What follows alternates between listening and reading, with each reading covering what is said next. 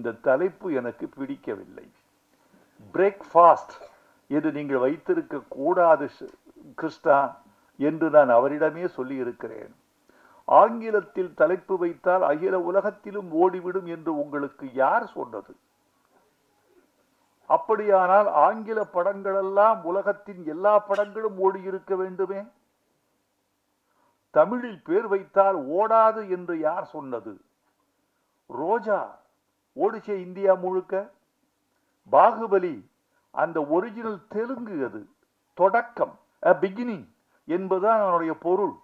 பாகுபலி மாறலையே, தாய்மொழியை விட்டு மாறலையே, அதுவும் ஓடிச்சு.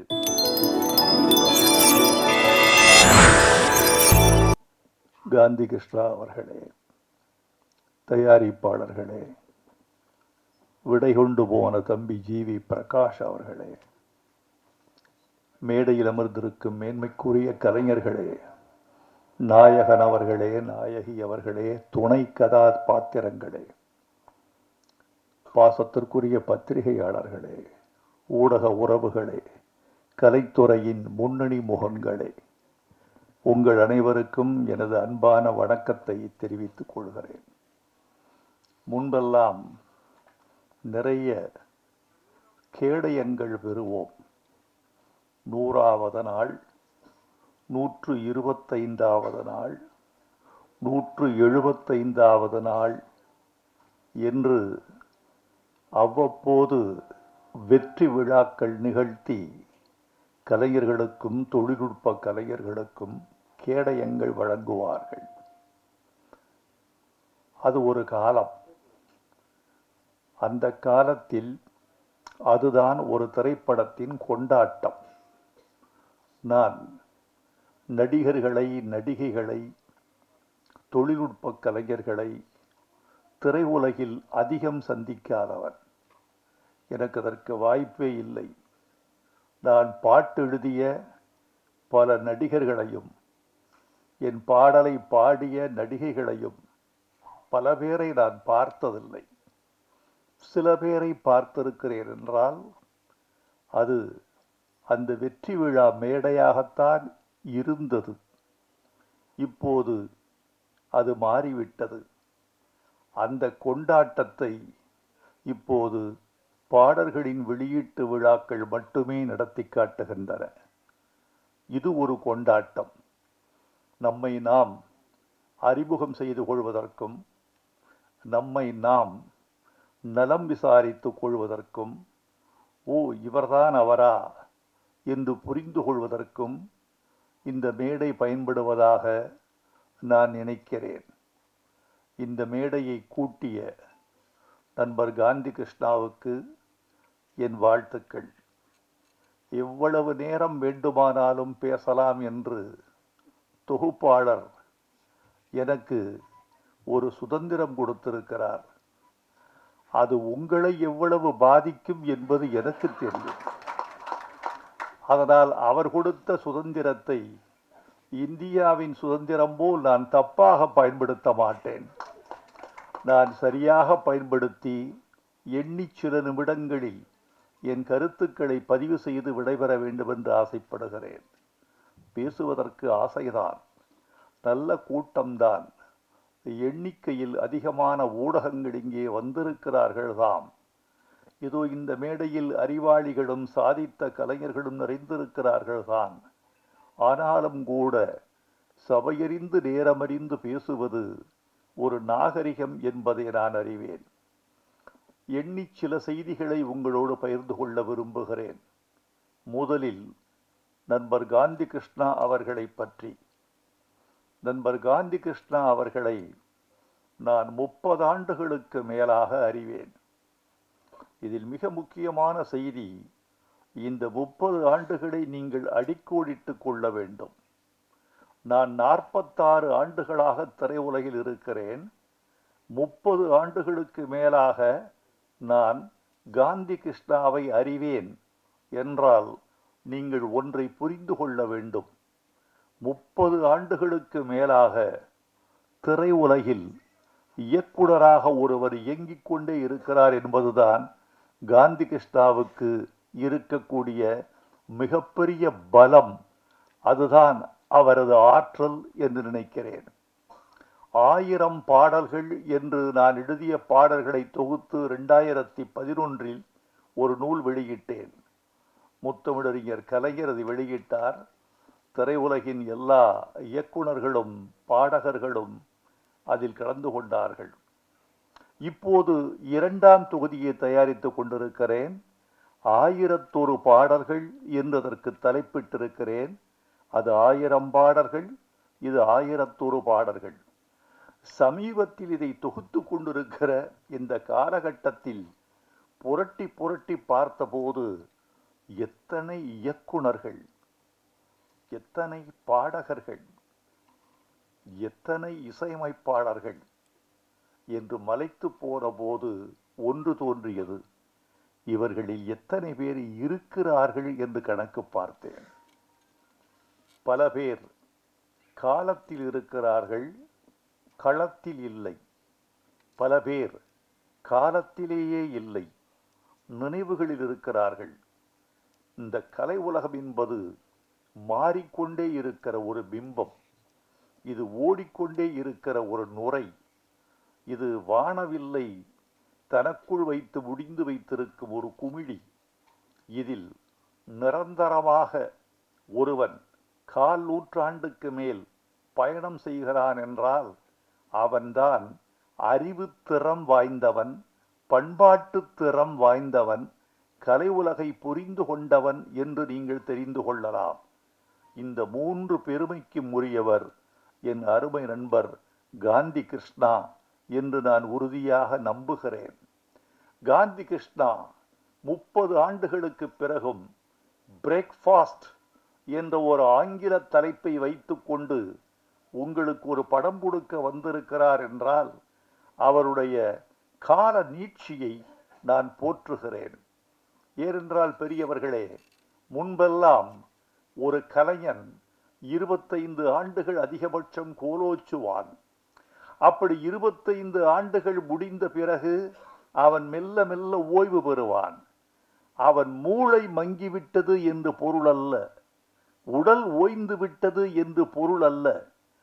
ஏன் ஒரு மனிதன் கலை உலகிலிருந்து ஓய்வு பெறுகிறான் அல்லது ஒதுக்கப்படுகிறார் என்றால் அது அவன் மீது கொண்ட பிழை அல்ல, அவனது திறமை குறைவு அல்ல. ஒரு சமூகம் அவனை விட்டு முன்னே போய்விட்டது என்று அர்த்தம். ஒரு சமூகம் இயங்கிக் கொண்டே இருக்கிறது. சமூகம் என்பது ஓர் உயிரி, அது தன்னை கடந்து போய்கொண்டே இருக்கிறது. அந்த சமூகத்துக்கு பின்னால் அதன் வாளை பிடித்து கொண்டு, காலை பிடித்து கொண்டு, தோளை பிடித்து கொண்டு ஒருவன் பயணப்பட்டு கொண்டே இருக்கிற வரைக்கும் அவன் கான்டெம்பரரி என்று சொல்லக்கூடிய நிகழ்கால தன்மையில் இருக்கிறான். ஆனால் பல பேர் காலத்தை தவற விட்டு விடுகிறார்கள். காலம் மாறுகிற போது தானும் மாறிக்கொள்ளாதவனை காலம் கருணையில்லாமல் விட்டு போய்விடுகிறது. ஆனால் என் நண்பர் நம்முடைய காந்தி கிருஷ்ணா தன்னை புதுப்பித்து கொண்டே இருக்கிறார். அவரோடு பேசினால் நேற்றைய சம்பவங்களையும் பகிர்ந்து கொள்ளலாம், நிகழ்கால சம்பவங்களையும் பகிர்ந்து கொள்ளலாம். செயற்கை நுண்ணறிவு, ஆர்டிஃபிஷியல் இன்டெலிஜென்ஸ் என்று சொல்லக்கூடிய இந்த செய்யறிவு 2900 என்ன நிகழ்வுகளை காட்டும் என்ற உண்மையையும் அவர் தெரிந்து கொள்ளலாம். தன்னை புதுப்பித்து கொண்டே இருக்கிற மனிதர், நல்ல கலைஞர் காந்தி கிருஷ்ணா. அவர் செல்லமே என்ற படத்திலிருந்து அவரோடு நான் இருக்கிறேன், என்னோடு அவர் இருக்கிறார் என்று சொல்வதெல்லாம் பிழை. அவரோடுதான் நான் இருக்கிறேன் என்பது உண்மை. ஏனென்றால் அவர்கள் நினைத்தால் எந்த கலைஞருக்கும் வாய்ப்பு கொடுக்கலாம். ஆனால் அவரோடு நான் இருக்கிறேன் என்பதனால் என்னை அவர் பயன்படுத்தி கொண்டே இருக்கிறார் என்பதுதான் உண்மை. அவர் குறித்து ஒரு செய்தியை உங்களோடு பகிர்ந்து கொள்ள வேண்டும். இயக்குனர் சங்கர் ஒரு முறை அவரை அழைத்து கேட்டேன், உங்களோடு பணியாற்றிய நம்முடைய காந்தி கிருஷ்ணா என்னோடு பணியாற்ற வந்திருக்கிறார், அவர் குறித்து உங்கள் கருத்து என்ன என்று கேட்டேன். அப்போது சங்கர் சொன்னார், சார், அவர் அண்டர் எஸ்டிமேட் பண்ணிடாதீங்க.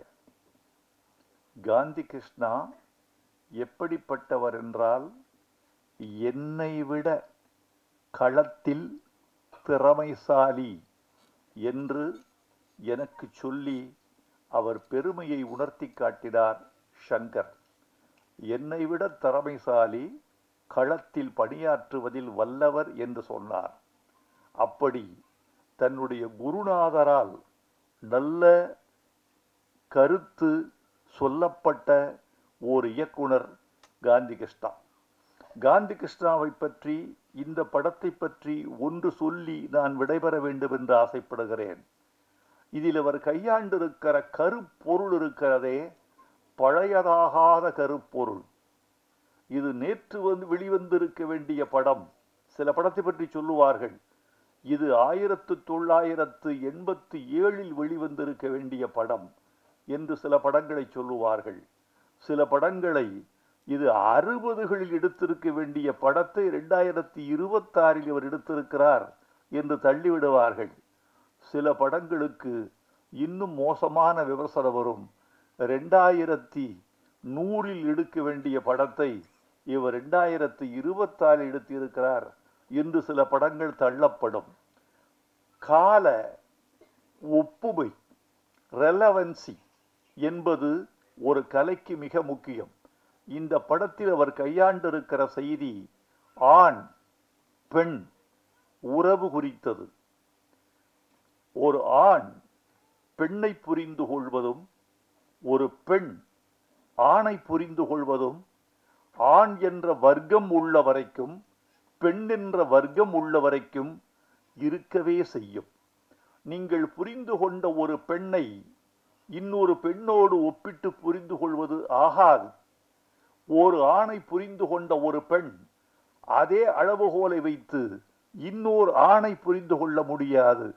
கணவனை வைத்து தந்தையையோ, தந்தையை வைத்து தனையனையோ, தமையனையோ ஒரு பெண் புரிந்து கொள்ள முடியாது.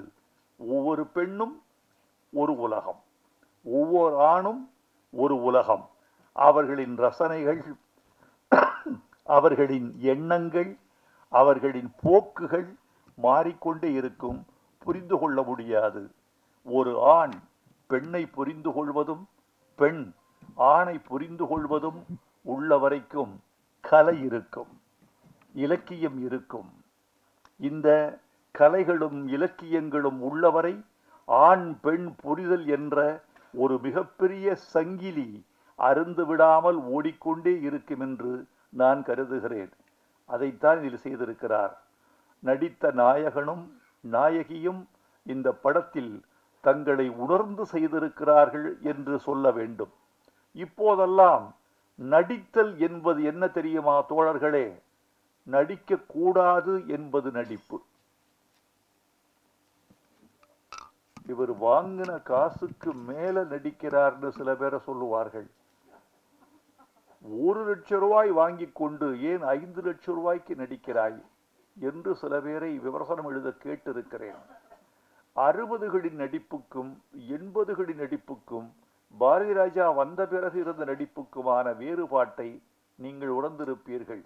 நடித்தல் என்பது நடித்தல் அல்ல. இப்போது நடித்தல் என்பது இருத்தல். நீ இரு, பாத்திரமாக இரு, நீ நீயாக இரு. உன் முகத்தின் தசைகளை அதிகமாக அசைக்காதே, உன் குரலை உயர்த்தாதே. உன் குரலுக்கும் முகபாவத்துக்குமான ஒருமைப்பாடு மீறாமல், சமநிலை அகலாமல் பார்த்துக்கொள். டப்பிங் ரொம்ப முக்கியமான விஷயம். இந்த ஆட்களுக்கெல்லாம் தெரியும். அவன் நடித்திருப்பதற்கும் டப்பிங்கில் கொடுக்கிற குரலுக்குமான இயைபுத்தன்மை மாறிவிட்டாலே படத்துல ஒன்ற முடியாது. அந்த பாடி எவ்வளவு கேட்குதோ அதுக்கு தகுந்த மாதிரிதான் ஒலியை கொடுக்கணும் என்பது டப்பிங்கின் மிக முக்கியமான ஒரு இலக்கணம். அந்த மாதிரி இந்த படத்தில் இவர்கள் நடித்திருக்கிறார்கள். அவர்களுக்கு என் வாழ்த்துக்கள். திருமண வாழ்க்கையின் பிரச்சனை தான் இந்த படம். அகந்தை, ஈகோ, பணக்காரன், ஏழை, உன் நலன் என் நலன் என்ற பிரச்சனைதான் இந்த படம். இந்த படம் எனக்கு பிடித்திருக்கிறது. இப்போதும் நான் வெளிப்படையாக சொல்லுகிறேன், இந்த தலைப்பு எனக்கு பிடிக்கவில்லை. பிரேக்ஃபாஸ்ட் என்று நீங்கள் வைத்திருக்க கூடாது கிருஷ்ணா என்று நான் அவரிடமே சொல்லி இருக்கிறேன். ஆங்கிலத்தில் தலைப்பு வைத்தால் அகில உலகத்திலும் ஓடிவிடும் என்று உங்களுக்கு யார் சொன்னது? அப்படியானால் ஆங்கில படங்களெல்லாம் உலகத்தின் எல்லா படங்களும் ஓடி இருக்க வேண்டுமே. தமிழில் பேர் வைத்தால் ஓடாது என்று யார் சொன்னது? ரோஜா ஓடிச்சே இந்தியா முழுக்க. பாகுபலி அந்த ஒரிஜினல் தெலுங்கு, அது தொடக்கம், பிகினிங் என்பதுதான் அவனுடைய பொருள். பாகுபலி மாறலையே, தாய்மொழியை விட்டு மாறலையே, அதுவும் ஓடிச்சு. நான் இதை குறையாக சொல்லவில்லை, என்னுடைய ஆதங்கமாக சொல்லுகிறேன். ஒரு தமிழன் என்ற முறையிலும் ஒரு சொல், நீங்க ஒரு தலைப்பு வச்சிட்டீங்கன்னா 1 கோடி பேர் அந்த தமிழை உச்சரிக்கிறான். மறக்காதீங்க, 1 கோடி பேர் படிக்கிறான், 1 கோடி பேர் சொல்கிறான், 1 கோடி பேர் அதை எழுதுகிறான். அந்த படம் பார்த்தாச்சான்னு சொல்லுகிற போது 1 கோடி பேரின் நாவில் தமிழ் புழங்குகிறது என்று நான் நினைக்கிறேன். ஆனால் எல்லா படத்துக்குமே ஆங்கிலம் பொருந்தாது என்று நான் நினைக்கவில்லை.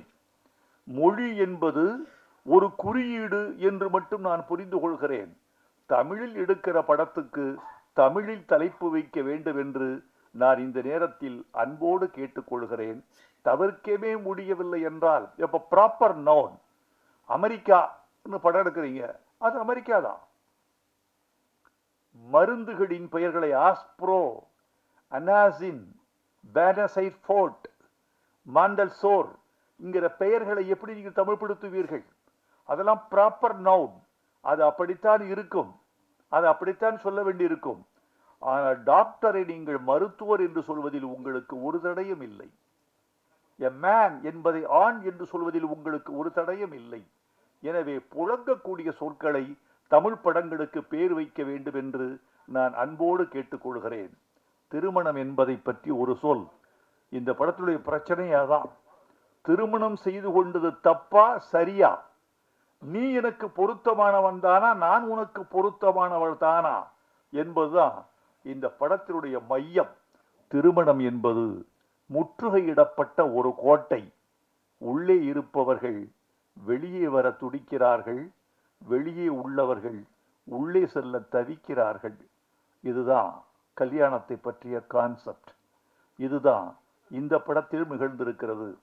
ரொம்ப அழகாக கையாண்டிருக்கிறார், மிகையாக இல்லாமல் கையாண்டிருக்கிறார் காந்தி கிருஷ்ணா. காந்தி கிருஷ்ணாவிடம் இன்னும் சரக்கு இருக்கிறது, சமுதாய அக்கறை இருக்கிறது, பாத்திரங்களை வடித்தெடுக்கக்கூடிய நேர்த்தி இருக்கிறது. பாத்திரங்கள் எது மட்டும் பேசலாம் என்ற அளவீடு தெரிகிறது. எனவே காந்தி கிருஷ்ணா தொடர்ந்து படம் எடுக்க வேண்டும், தொடர்ந்து வெற்றி பெற வேண்டும் என்று நான் விரும்புகிறேன். இந்த படமும் வெற்றி பெற வேண்டும். இந்த படத்தில் நடித்தவர்கள் புகழ் வர வேண்டும். தயாரிப்பாளர், எங்களை நம்பி முதலீடு செய்திருக்கிறீர்கள், உங்களுக்கு நாங்கள் நன்றி தெரிவித்துக் கொள்கிறோம். ஒரு தயாரிப்பாளர் கிடைப்பது என்பது அவ்வளவு எளிதான விஷயம் அல்ல. இன்றைக்கு சினிமா உலகில் தயாரிப்பாளர்கள் இல்லாமல் எத்தனை நடிகர்கள், எத்தனை கதைகள், எத்தனை இயக்குனர்கள் காத்திருக்கிறார்கள் என்ற விவரம் உங்களை விட எங்களுக்கு அதிகம் தெரியும். ஒரு தயாரிப்பாளர் தான் இன்னைக்கு கர்த்தா. பணம் போட்டு நம்பி வெற்றியை சந்திக்கவும் தோல்வியை ஏற்றுக்கொள்ளவும் ஒரு தயாரிப்பாளர் தயாராக இருக்கிறார். அவருக்கு எங்கள் நன்றியை தெரிவித்துக் கொள்கிறேன். இந்த படத்தில் நீங்கள் வெற்றி பெற வேண்டும். தொட்டது துலங்கட்டும், காந்தி கிருஷ்ணா வெல்லட்டும். என் தம்பி ஜிவி பிரகாஷ் இசையமைத்திருக்கிறார். ஜிவி பிரகாஷ் ஒரு நல்ல நல்ல தம்பி. நான் திரையுலகில் ஆச்சரியப்படுவேன். எவன் ஒருவன் தொலைபேசி அடிக்கிற போது 3 மணி ஒலிப்பதற்குள் தொலைபேசியை எடுத்து தன் பெயரை சொல்கிறானோ அவன் வளர்வான்.